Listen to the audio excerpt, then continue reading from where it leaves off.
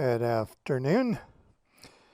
As you can see, I've started to work again a little bit on the tempter, the GR650 tempter, and I have reinstalled the carbs. That was a heck of a job. Terrible job, that is. So awkward. Anyway, it's done.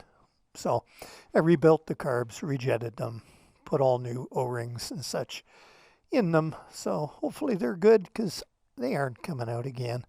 I put new intake manifold boots on. Yeah, let's see. I put a new stator in.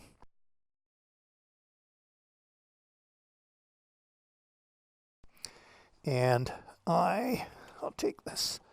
Can I? No, I'd have to take the seat off and I don't have my key right now. But I put a new regulator rectifier in there.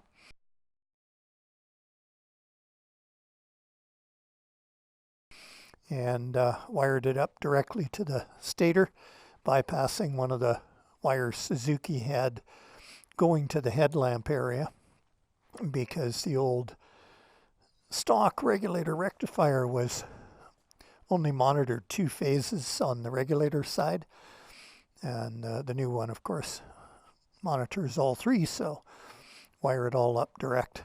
Anyway, that's done, and as you can see, I've just put the side covers in the tank. It isn't screwed on, but you know, just because I wanted to see how it looked to inspire me. And then I modified the seat, as you know, if you've watched any of the past videos on this one. And so I still have lots of work to do. As you can see, the exhausts aren't on there. I've got them over here, and I've cut the old mufflers off, and I've just bring this into the light. I've just ground off the chrome and rust because I've got a weld. I'll cut a section off this pipe for each muffler, and then that'll get welded there, like so. And purpose of that is to, one, this hole has to be covered, of course, and then that pipe is the right thickness for the new mufflers.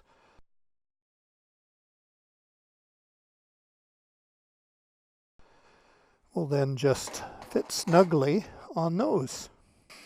I put new bars on. These are the Pro Taper Evo Adventure. So I like those. Got a bunch of other things to do. Like I say, I've got progressive springs for the forks.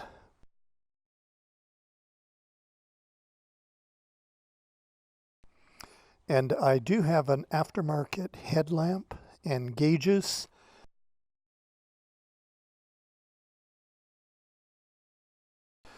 Heck, I started this a couple years ago and life threw a curveball at me and I got totally demotivated. But just getting back into it now, a little piece at a time. I've got to figure out the tail section yet. You know, right now this was actually the grab bar. It came up about this high on the original seat, right? And I don't want that, of course. So I cut that portion off, and then I've got to figure out what I'm going to do.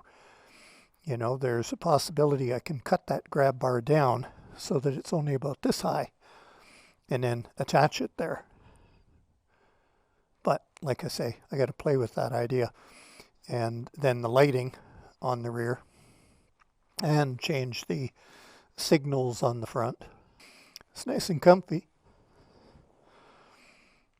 I like the configuration with the new bars. The old ones came up higher and they swept back quite a ways. I don't like that style. And I like the way I modified the seat. So, yeah, should be good. Anyway, I am going to take Clyde out for a spin. So I definitely had to up the motivation on on the GR650 to get back at doing stuff on it. Maybe complete it, eh? That's the goal. So that's why I put the side cover back on and laid the tank on and put the seat on. Looks more like a bike that I could ride soon, although it ain't going to be anytime real soon. Anyway, the options are more open now that I have it a little bit nearer to being able to start up.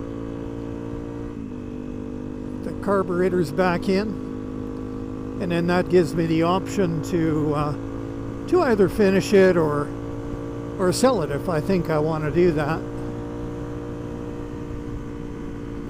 We shall see. Man, it's cool today. We've had some great weather lately, but real changeable weather. Today's only about 7 degrees. Brr.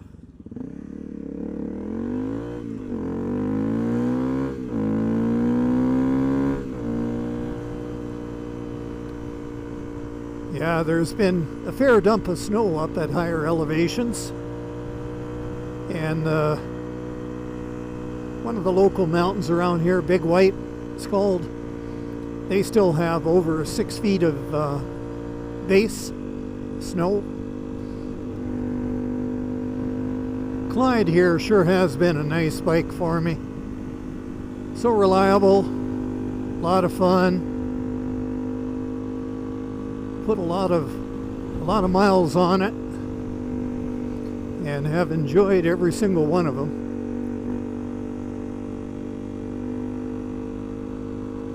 But I do want to get a road bike. That's the thing, you know, and that was the idea behind, where's the road that I want to take?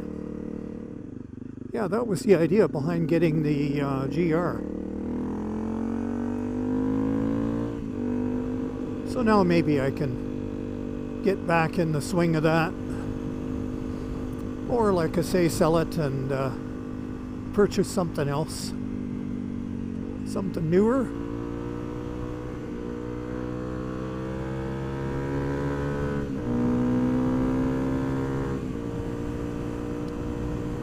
And until then, like I say, Clyde is serving me well here. My little CRF250L. It's a nice little country route, this.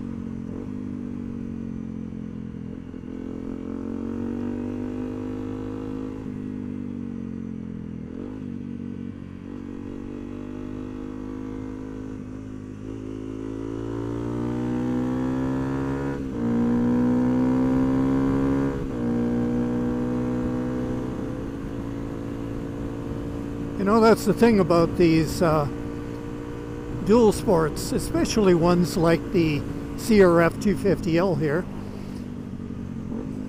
They don't cost you an arm and a leg, you know? I mean, this one is cheap compared to most bikes.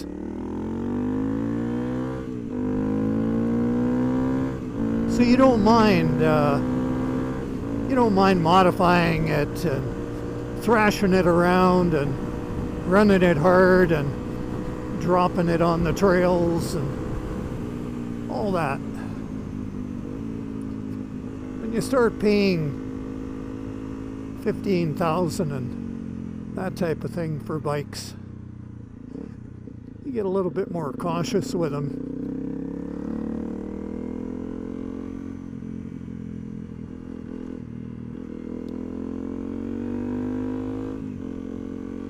So this one, you know, it's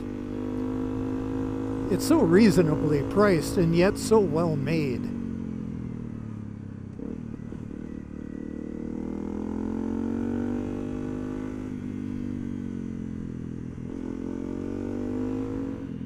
Now, where am I? I have no idea. Yeah, I don't know where I'm at. But I figure, you know, my theory is, if you follow a road, you'll end up somewhere, right?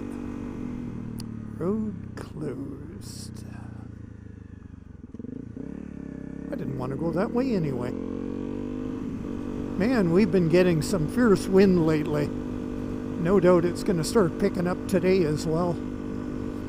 Last night it was just gusting. Branches falling off the tree. Yeah, the wind is picking up now. I can see the trees blowing all over. My fingers are getting cold too. I got my warm weather gloves on and it ain't warm.